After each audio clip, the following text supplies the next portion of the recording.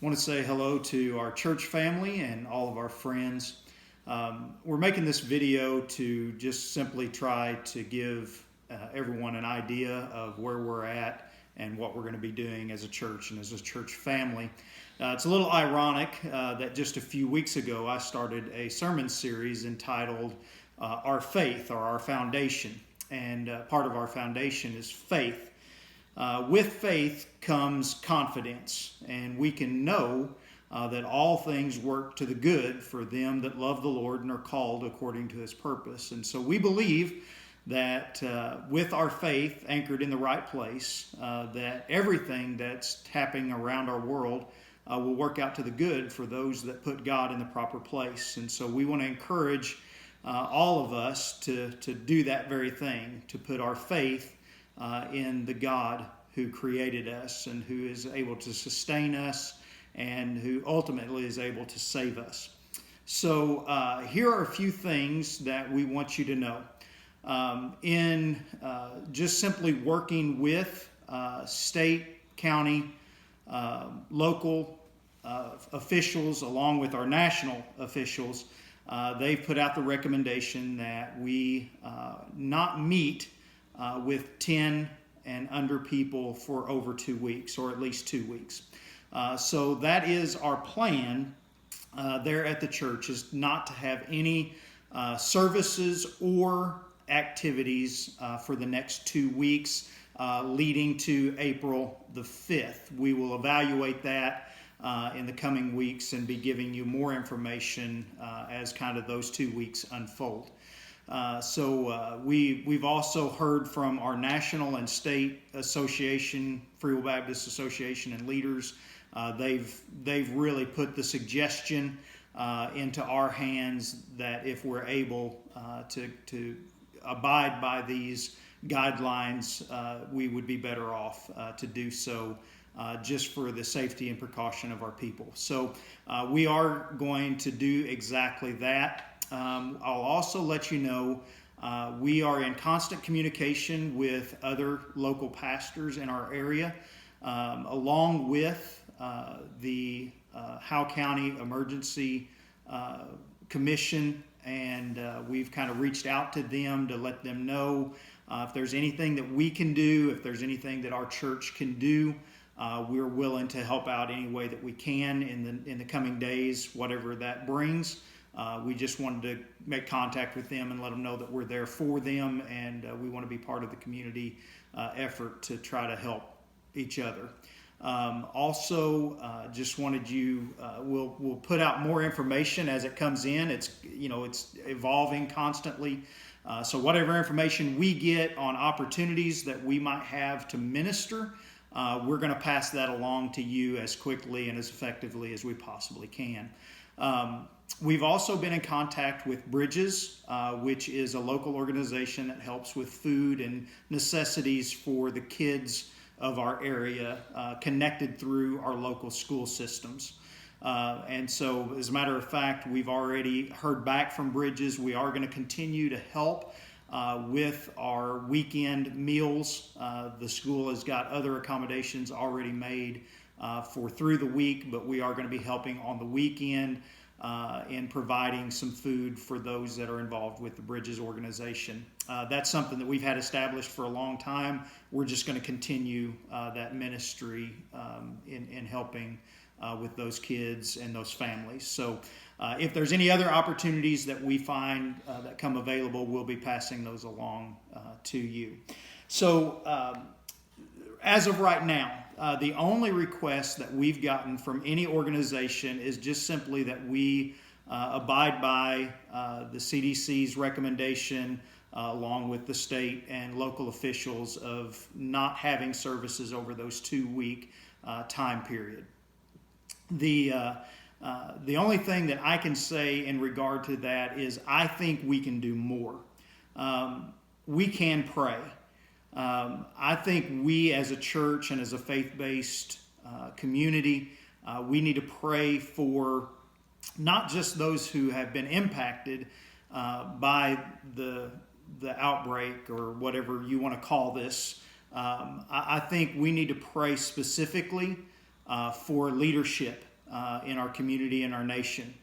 So I think that needs to be part of our prayer life. But also, especially on a local standpoint, we need to pray for all of those who are in the medical field, and then our emergency response teams, praying for those that are really kind of on the forefront of this and really having to deal with the grunt work part of what this is creating.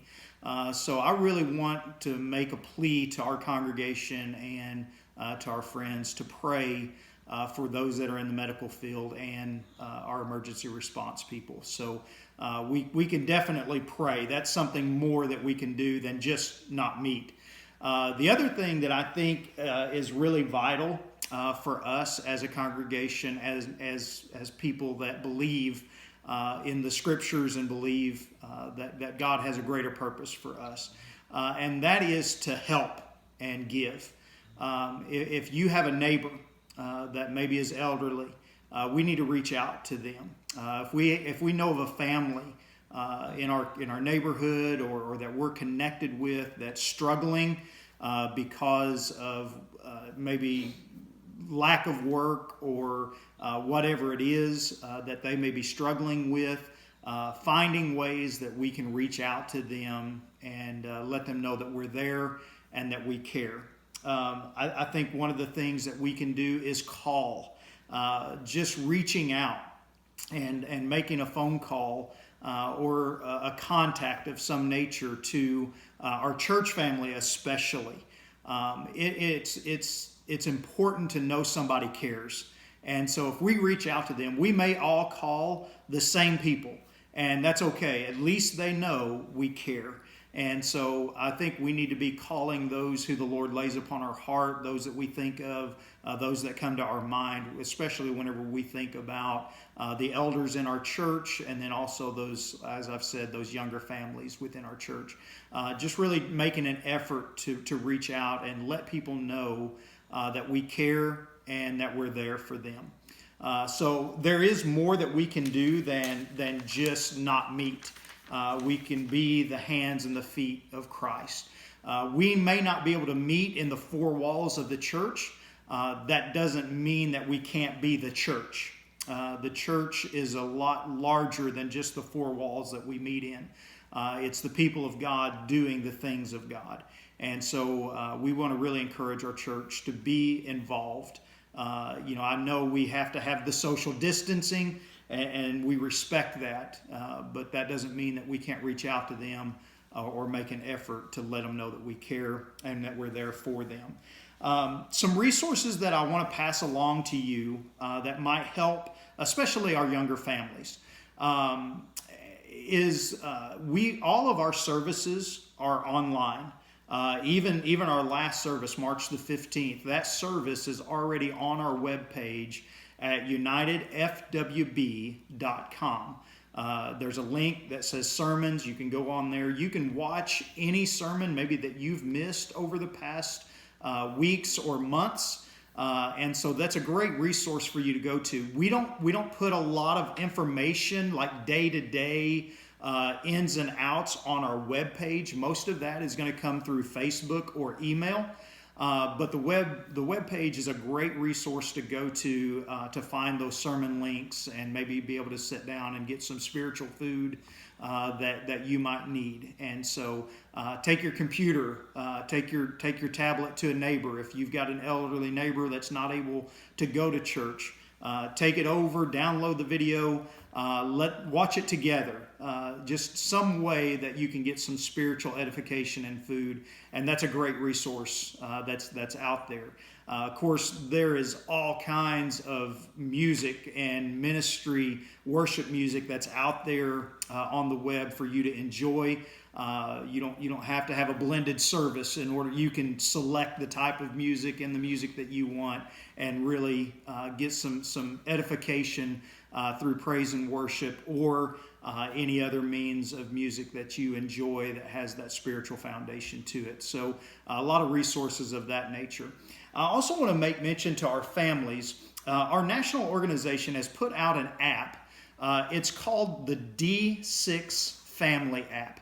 And on that app, you're going to find a number of resources for you and your family. Devotional study guides, family fun questions, spiritual links to your kids, home connection, family fun night, D6 talks. There's all kinds of information. So just go to your app store, look for D6 Family app, and you can download that, and you'll find all of those resources for free. D6 Family app.